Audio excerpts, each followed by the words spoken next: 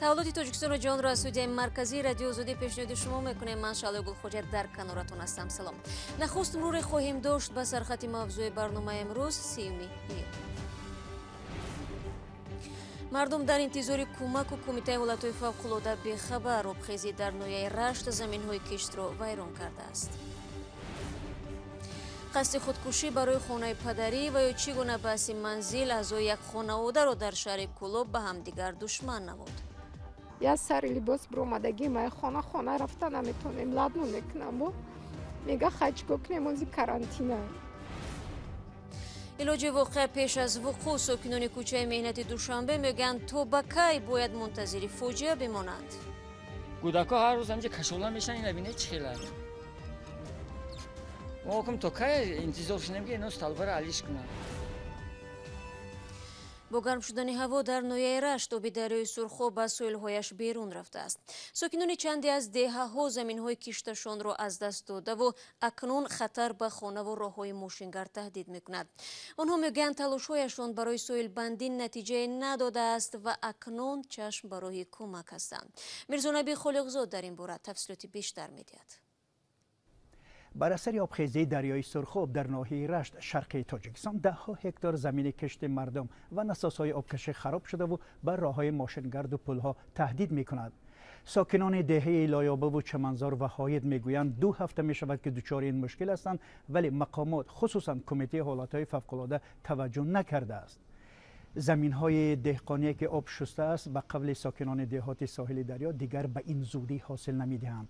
قربان علی دولتوف کارمند اداره آب ناحیه رشت روز 3 ایون به رادیو آزادی گفت 15 روز به این طرف آب سرخاب خطرناک است، ولی نه مقامات ناحیه و نه کمیته حالتهای فوق‌العاده در پی حل مسئله نیستند.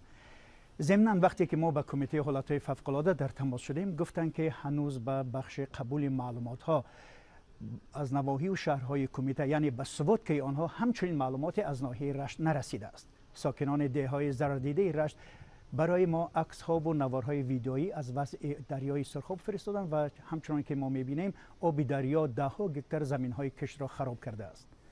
قربان علی دولتوف کارمند اداره آب ناحیه رشت میگوید 2 نساز آبکشی که 60 هکتار زمین کشت مردم دهه لایابه را آبیاری میکرد خراب شدند. موج دریا هر 2 نساز را گرفته برد و حالا یک نساز دیگر تحت خطر قرار دارد. در هاید نیز وضعیت خطرناک است و 10 ها هکتار زمین را شسته است. اگر پیش راه این دریا گرفته نشود پلی میان رشت و نواباد خراب شد و روای مردم به مرکز ناحیه قطع می شود. کشور غفوروف یک ساکن دیگر دهه ساحل دریای سرخاب میگوید جریان آب از ساحل ها ریخته به دههای شهر سبز، دهقان آباد، چارباغ نیز ضرر رسانده است و اگر جریان آب به سمت دیگر روانه کرده نشود باز دههای دیگر و زمین های دهقانی ویران می شود. تا حال که ما صحبت میکنیم موج بلند آب ادامه دارد و گاه پست و بلند می شده است. قربان علی دولتوف میگوید 1 هفته قبل از کیسه مردم 87,000 سامانی جمع آورده شد و از جمله از جیب خودش 2300 سامانی داده است. مقامات ز داخل ناحیه سنگ و شغل آورده میخواستند پیش راه آب را بگیرند ولی موفق نشدند. حالا مردم دهات رشت انتظار کمک از جانب خصوصا کمیته حالتهای فوق‌العاده و دیگر مقامات مسئول کشور هستند. بحث دوامداری یک ساکن شهر کلوب با فرزندان پدر بر سر منزل خانوادگی او را تا به بیمارخانه روحی برد. این زن میگوید مشکل روانی ندارد و از ناامیدی قصد به جانش کرد. در حالی که طرفهای بحث هر یک کدامی خود را حق میشمارند به تحقیق قضیه دوستانی شهر کلوب پرداخته است تا قیل را از خمیر جدا کند. محمود جان رحمتزاده و امردین اولیموف گزارش میدهند. تروریست هم خیلی نمی قپا نمی برند. ای دستم هر دستم هم خیلی مده دسته. نمی خیلی قپیده پایلیچ کشیده درن ماشین درآورد اقرات کرده. سرمیناز نصرت‌الله ساکن شهر کلوب است.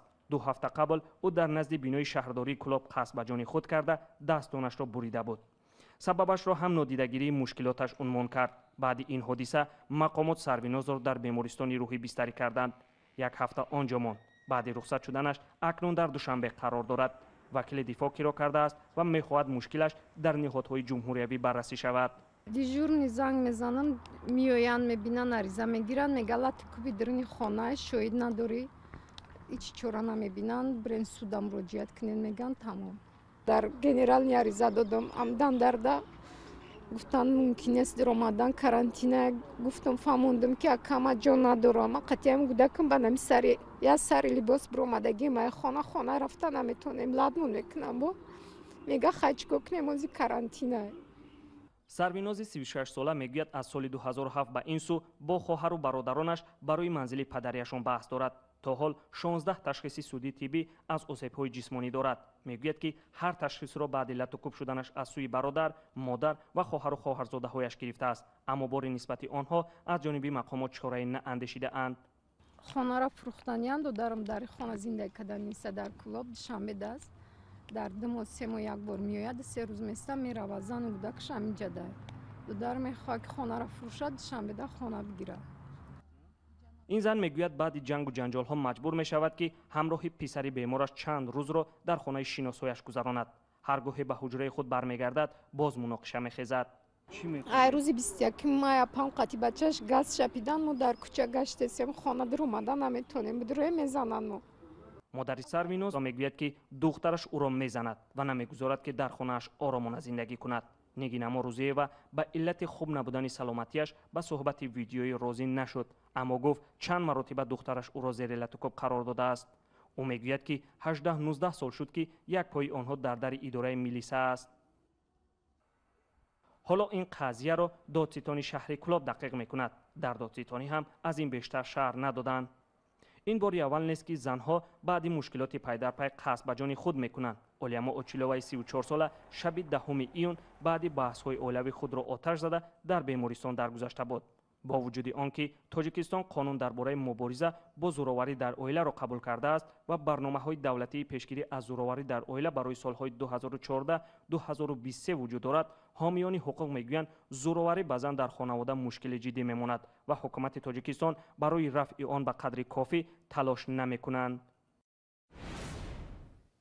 رو می‌ریم به موضوع دیگر. باشندگان یک محله در شهر دوشنبه از سیمچوب خطرناک انتقال نیروی برق نگرانند. سیمچوب آویزون هر لحظه میتواند فلاکت را به بار آورد. کارمندان ساحه برق 3 ماه پیش در این محله سیمچوب بتونی نصب کردند، اما تا حال خطای انتقال نیروی برق به آن پیوست کرده نشده است. رادیو صوفی با وضعیت از نزدیک آشنا گشت. شماری از ساکنان کوچه مهنت در ناحیه اسماعیل سامانی شهر دوشنبه از آن شکوه دارند که سالهاست زیر خوف سر زدن حادثه ناخوش از خطهای برق زندگی دارند. آنها میگویند سیمچوب خطهای برق در حالت صدموی قرار دارد. بر اضافه خطهای برق به بالای منزلشان کشیده شده است که احتمال این خطر را بیشتر میکند. کودک‌ها هر روز همینجا کشوله میشن، اینا ببینید چه خیلی. ما کم تا کی انتظار شدیم که اینا استالبر علیش کنن. بعد هفتیده قریب 70 خوجگی همین استفاده میبرن همین رای استالبر. بسیار خطرناک است. ساکنان این محله با یک نامه به شبکه‌های برق ناحیه اسماعیل سامانی مراجعت کردند. یک سیمچوب آوردن نصب کردند. پس از 3 روز دوباره کنده بردند. پس از مراجعت‌های به تکرار ماه مارس سال جاری باز یک سیمچوب بتونی نصب کردند، اما تا حال خطهای برق را پیوست نکردند و مشکلشون همان باقی مانده است. همین کابلی که با داخل کریش ما رفتگی در همینجا 3 سال پیش بود که موقتا اجازه دادن تو همین کریش را همین کابل از کریش بگذرانن، لیکن بعدا گفتن که شما بیاین بگیرین سیمتون کریش ما، به خاطر که سوختار هم اومده بود. ما را مقصد چی داد؟ پروژه داد که شما مقصد ممکن نیست که کابل در داخل خانه باشد. مقصد با همین خاطر ما آگاهی گرفتیم از این. ما دعوت کردیم چند بار اینا که هستن که عریضه نویسوندن تا که مقصد این سیما را جابجا کنن تا سال با ببرن جابجا کنن، لیکن همین چیز جابجا نشد. تا حال همین کابل با داخل کریش ما رفتگی. شبکه‌های برق ناحیه اسماعیل سامانی از این مشکل ساکنان کوچه مهنت آگاهی دارند. علیخان شریفov سرمهندس اداره شبکه‌های برق ناحیه اسماعیل سامانی در صحبت با آزادی گفت با سبب کرانتین تا حال فرصت نداشتند خطهای برق را با سیمچوب نوی بتونی نصب کنند. او میگوید در روزهای نزدیک به ترتیب آوردن و از بالای منزل ساکنان برداشتن خطهای برق در نقشه است. موردهای منزل زیست ساختن ساکنان زیر خطهای برق از جمله خطهای بلند شدت در گذشتن زیاد به مشاهده می رسید، زیرا معمولا در محله‌های زیست در حولی‌ها خطهای برق از طریق سیمچوب‌ها کشیده شده است که در روزهای سیربارش و شمال‌های سخت با صدمه‌های برقی مواجه می شود. بینندگان عزیز، تا این لحظه برنامه ما درباره بیرونشوی آبی سرخاب از سویل‌هایش در نویه رشت، جنجال برای منزل پدری در شهر کولوب که باعث دست به خودکشی زدن یک زن شده است و حیات در زیر سیمچوب کوچه مهنت دوشنبه گزارش داده. حالا یک آگاهی پیشکش شما می شود و سپس برنامه را با گزارش از تاجیکستان ادامه می دهیم. با ما بمانید.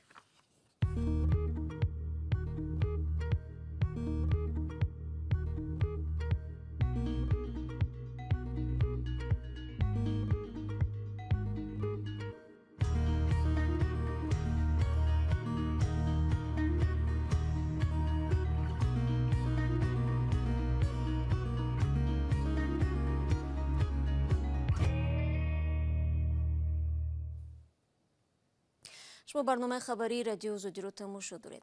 کمیته حالتهای فوق‌العاده میگوید امسال در کل دریاهای تاجیکستان 28 نفر غرق شدند که 9 کسی آنها نورسان تا 16 ساله می باشند. سبب‌های اساسی غرق شوی رعایت نکردن قاعده‌های شنا و آبازی در جایهای خطرناک و بی اهمیتی نسبت کودکان نام برده می شود. در دوشنبه چندین حوض و مجمع‌های زمانوی شناوری فعالیت می‌کنند که رایگان نیستند. بنابراین اکثر نورسان در هوای گرم خود را ناچار به کل آبانبارهای خطرناک می‌زنند. گزارش تلویزیونی نسته شیوریمه را عبدالله اشرف تقدیم می‌کند. مصطفی قریب هر روز با دوستانش در این کل شناوری می‌کند. او خوب می‌داند که آببازی در اینجا منع است، ولی میل و خواهش زیادی آببازی در هوای گرم باز هم او را به این کل می‌آورد. مصطفی میگوید خیلی میخواست برای شناوری به حوضهای زمانوی یا اکواپارک ها روند، اما پول ندارد. هوا گرم میشه با هم خیمه بیام آبوز میکنیم، حرف قدم جده دمجا آبوز میکنیم. اگر پول باشه با اکواپارک میریم. نمایندگان مقامات انتظامی و نجات دهندگان در شهر این شب و روز با نورسان در نزد حوض و کلها صحبت‌ها، ملاقات‌ها دایر می‌نمایند و به آنها از قاعده و طرز رفتار و پیامدهای شناوری در موضع‌هایی که منع است می‌گویند. ولی ظاهراً این شیوه فهماندهی برای نورسان و دوستداران آببازی چندان مؤثر نیست. همین جایی که بزه باشد مقصد دمو خوبه که پگاه یک کسل فهم نمی‌شود. اما مسئولان کمیته حالتهای فوق‌العاده میگویند باید تلاش برای آگاه کردن نورسان از خطرهای شناوری در کل و دریاها ادامه یابد. درآمد به تمام حوض و کلهای شهر را منع کردن و یا نظارت شبانه روزی آن ناممکن است. یگانه راه به نجات بخشان کار و صحبت با مردم است. سبب اصلی بی‌عملی و بی‌توجهی والدان است که کودکان خود را تنها می‌مانند یا اجازه می‌دهند که به موضع‌های خطرناک از جمله کل و دریاها بروند. در نتیجه کودکان حتی در نقطه‌هایی که چندان چقور نیستند غرق می‌شوند. نوابسته به نتیجه آور بودن یا نبودن، نجات بخشان هر سال میان نورسان و کلانسالان معرکه فهماندهی می‌گذرانند. یگانه تغییرات در سال روان این است که اکنون به شناوران در موضع‌های افلاس و خطرناک همچنین درباره خطر کرونا ویروس هم میگویند، ولی با این همه دور کردن کودکان و نورسان از نزد حوض و کلها آسان نیست.